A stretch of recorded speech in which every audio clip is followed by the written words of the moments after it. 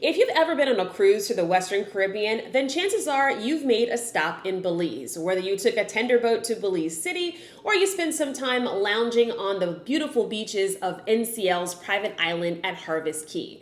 Belize has long been a very popular Caribbean vacation destination, and it's increasingly popular among retirees from North America. In today's video, we're going to explore why retirees from the US and Canada are flocking to Belize. We'll take a look at the lifestyle, we'll explore visa options, as well as actual housing examples so you can see exactly what you get for the money in beautiful Belize.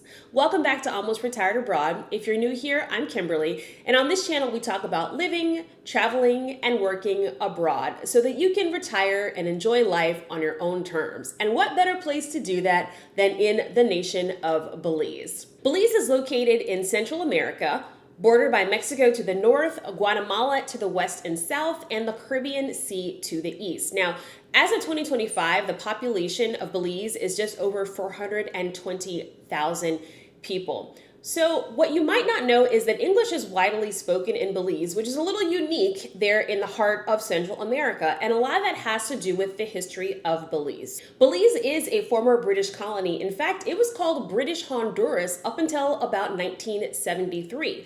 It declared independence from the British government in 1981. So Belize, as we know it today, is actually a fairly new country. And like I said, the national language is English, but because of their location as well as the history of Belize, there's actually a pretty multicultural and diverse population of people living in Belize, and that is reflected in the many languages that are spoken in Belize. So one of the things about Belize that makes it an easy place to retire to is the currency. So the currency actually is the Belizean dollar, but if you've been watching my channel, we've talked about a lot of other countries where you have to do constant conversions and figuring out like how much your money is going to be worth. But if you're coming from the US, Belize actually makes it pretty simple because it's valued, the Belizean dollar is valued 2 to 1. So basically any prices that you see listed in Belizean dollars, you'll just half that to figure out what that means in US dollars. So it really makes it really simple for retirees and anyone visiting Belize to kind of figure out what their currency might be worth. So as I mentioned, Belize is located in the heart of Central America, which is very attractive for people looking to retire there or even potentially go there as a digital nomad or a slow traveler because you're still in the same time zones if you're doing business in the United States. And it's actually pretty easy to get there from both the US and Canada. So there are several airlines in the US offering direct flights to Belize. Those airlines include American, Delta, United, and Alaska, providing service year-round. And then there's some other airlines that provide seasonal service, and that would be Southwest, Sun Country, Frontier, and JetBlue.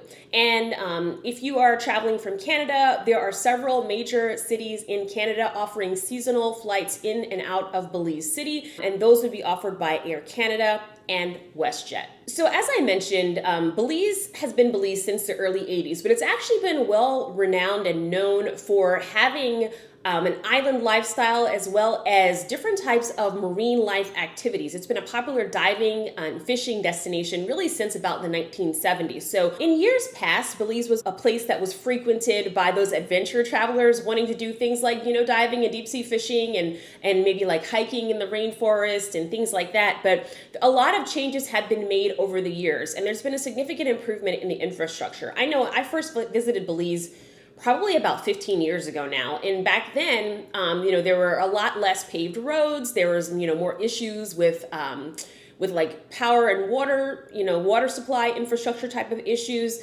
But the Belizean government has really been making some strides in improving those things over the last several years, particularly in some of the more touristy areas. So I've been doing some research. As you guys know, if you've been following my channel, I like to do my research. I will say that there's a wide variety of price points, and really the type of lifestyle you're going to live is going to all be dependent upon your own personal interests and your own personal standard of living choices, because it can be super basic and rustic, like completely off the grid, or you can be living in multi-million-dollar homes. So again, when we think about the cost of living compared to the US or Canada or other places in the world, or it's all really going to depend on the type of life that you want to live. So I can't make that decision for you, but I am going to show you some examples so you can kind of get a better idea of what you can expect on your visit to Belize.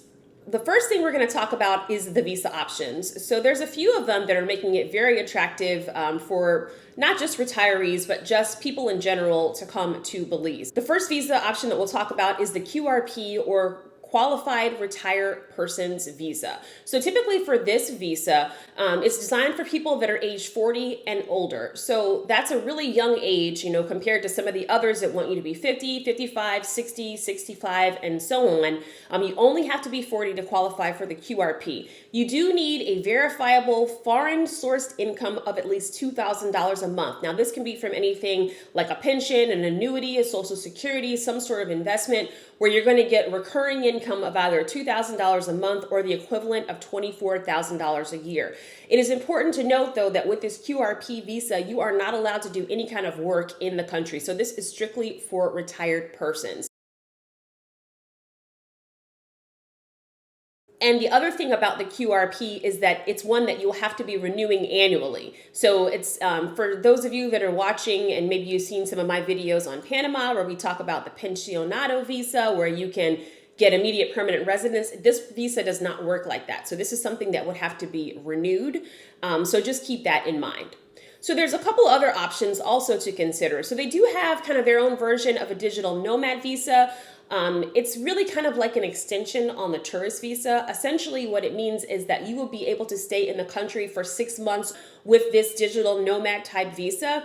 It does require a valid passport and proof of remote employment, and there are some income requirements as well. So the minimum annual income is $75,000 for individuals, or $100,000 for couples and families. And this is all in US dollars, not Belizean dollars. And so you also have to have a clean criminal record, and they're also requiring travel medical insurance with coverage of at least $50,000. All right, so the last visa option that I actually think is the most interesting and probably will work best for most people, at least in the beginning, if you're still trying to figure out if Belize is the right place for you, is just a regular tourist visa. Because you can, with the U.S. passport and many passports from many nationalities, you are able to go to Belize and get a tourist visa that is valid for 1 month. And then you have the option to actually extend that visa. So long as you go appear in front of the immigration office before that 30-day tourist visa expires and ask for an extension.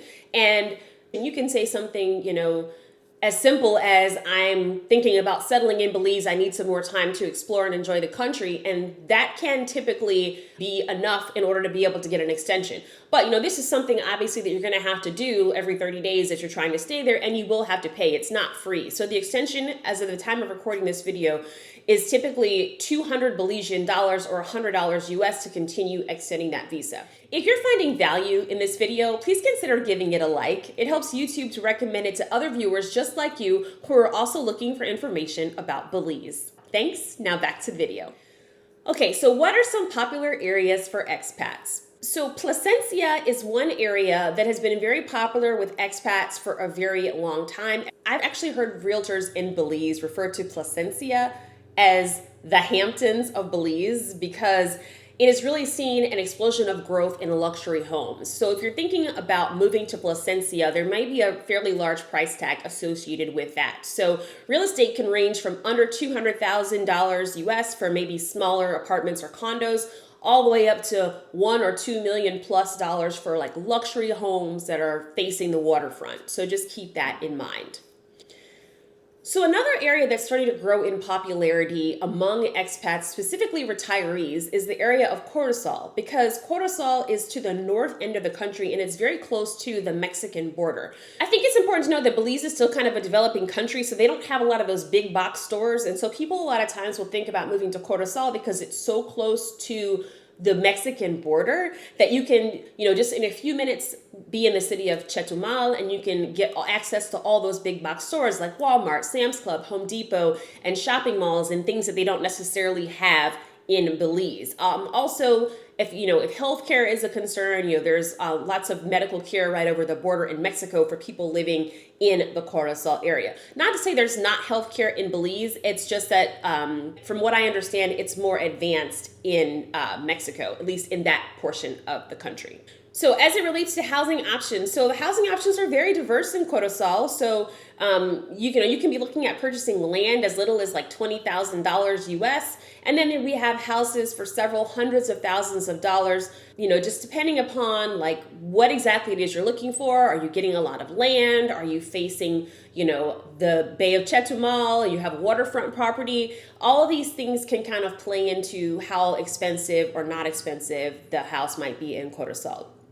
Another area that may be of interest to those of you that are really wanting land, wanting acreage, is the Cayo District. So that is located a little bit further inland where a lot of the farming and agriculture happens in Belize.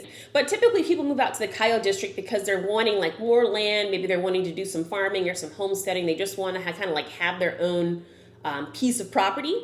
And so there you're looking at, thousands of dollars perhaps for land, but it really depends upon how much you're buying. You could easily blow your budget and spend hundreds of thousands of dollars up to millions of dollars for the land in the Cayo District. And then as far as like if you just want like a smaller residential lot, maybe in a subdivision, it could be as cheap as like between $17,000, $35,000. Again, all depending upon your own choices and what type of area that you're looking to be in.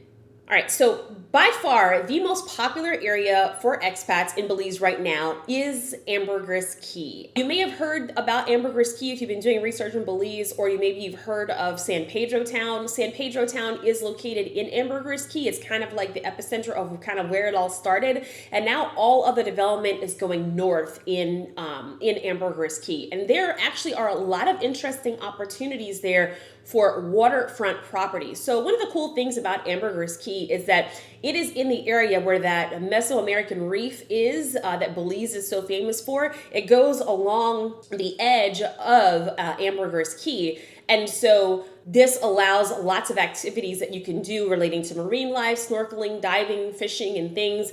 So it's a really attractive option for people that are still looking to have that kind of like beachy lifestyle. The prices are all over the place, but again, this can be as cheap or as expensive as you want it to be. It's not going to be as cheap as some of the inland areas of Belize, but you still can find some plots of land for like $40,000, $50,000 all the way up to hundreds of thousands of dollars depending upon the location.